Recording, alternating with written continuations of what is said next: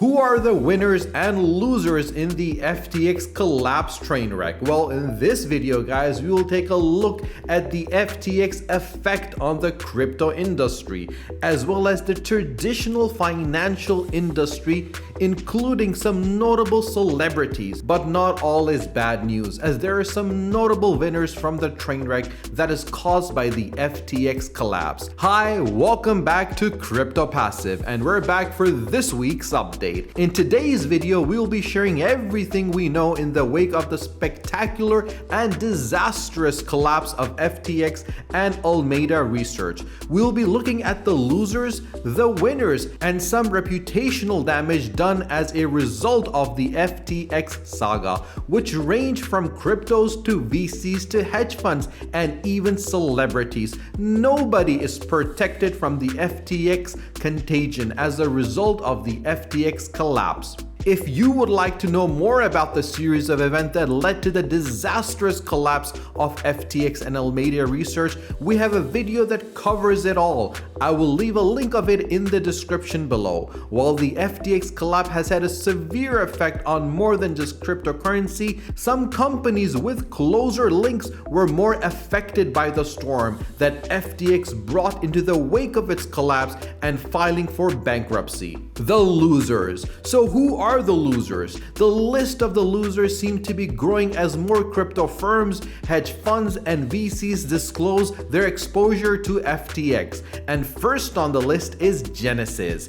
Genesis is the institutional trading firm. On November 10th, it revealed that it had $175 million in locked funds within the FTX trading account, claiming that it's important to note that this exposure does not have an impact on the company's market-making activities. However, guys, it should be noted that Genesis has since paused client withdrawals from their platform. Wouldn't hold my breath as to what will happen next. The next one is Galaxy Digital, a blockchain-based financial service company.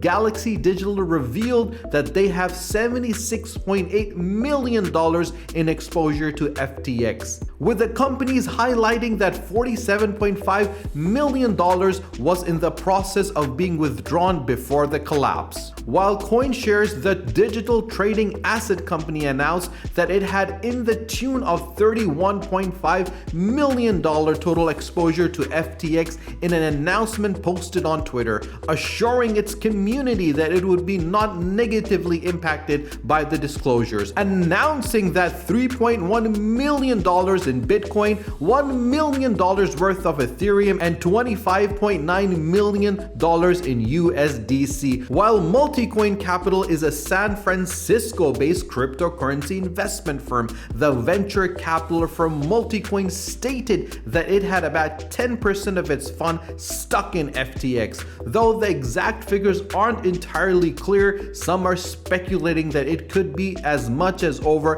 $800 million. While on the other hand, you have Sequoia Capital. A Sequoia Capital letter to its limited partners announced that the venture capital company's $213.5 million invested in FTX and FTX US is now worth absolutely nothing, $0. The letter states that the FTX fiasco has caused a solvency risk, but Sequoia denies claims that it is facing a liquidity problem. The firm writes, the $150 million loss is an offset by $7.5 billion in realized and unrealized gains in the same fund. So the fund remains in good shape, the firm said. It also highlighted that it is in the business of taking risks, which means some investments will have their upsides while others will have their downsides. While on the other hand, you have BlockFi. The FTX collapse affected crypto leading side BlockFi as well, which admitted having significant exposure to FTX and associate corporate entities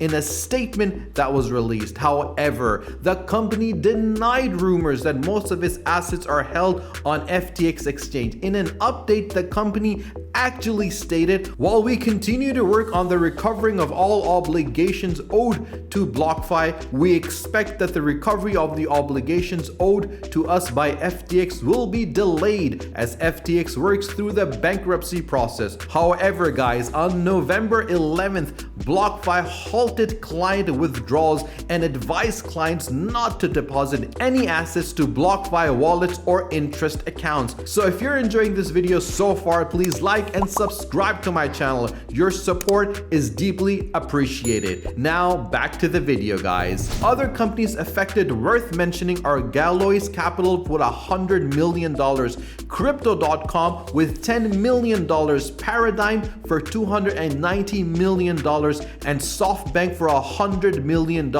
Yes, that's SoftBank again. Seems like they never learn from their lessons. Looks to me like anything they touch seems to go sideways. Even the Ontario's teacher's pension at $95 million.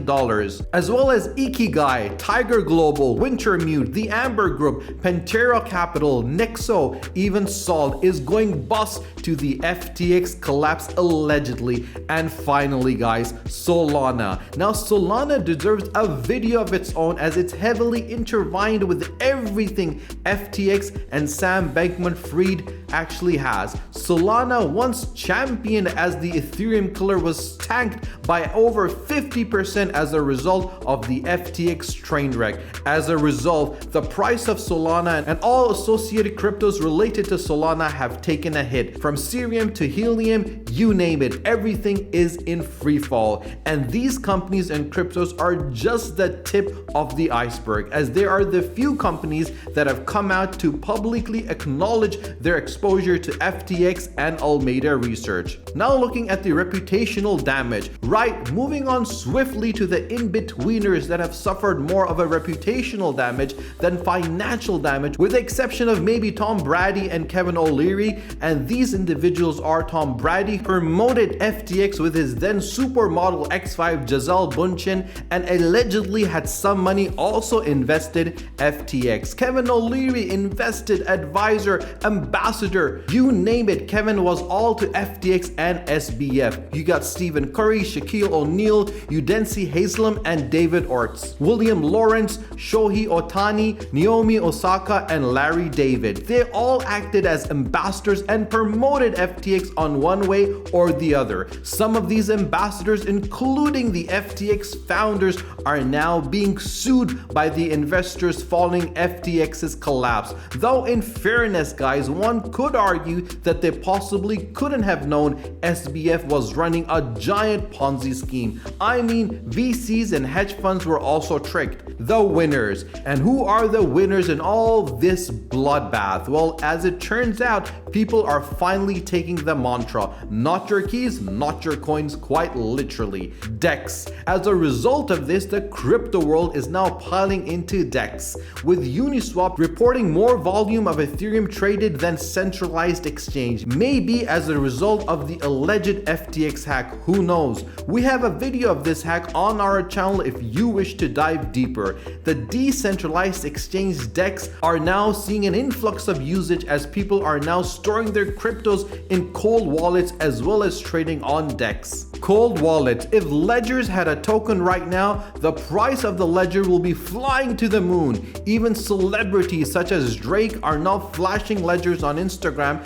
to remind people of storing their cryptos in a cold wallet. Also, Trezor, another hardware wallet firm, reported a 300% surge in sales as a result of the FTX contagion. Investors are increasingly moving to hardware crypto wallets to safeguard their investments rather than leaving it on a centralized exchange. Right, to recap, this is the list of some of the companies affected by the FTX contagion that we are aware of so far. Genesis at $175 million, Galaxy Digital at $76.8 million, BlockFi is unknown while CoinShare is $31.5 million, Multicoin Capital at 10% of the fund, maybe around $800 million, Sequoia Capital at $213.5 million, Valois Capital at $100 million, Crypto.com at $10 million, Paradigm at $290 million, and SoftBank at $100 million, with Ontario's teachers pension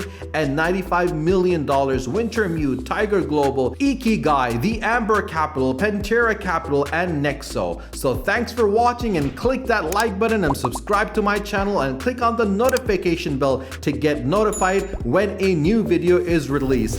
Stay tuned for the next video. Until then, take care.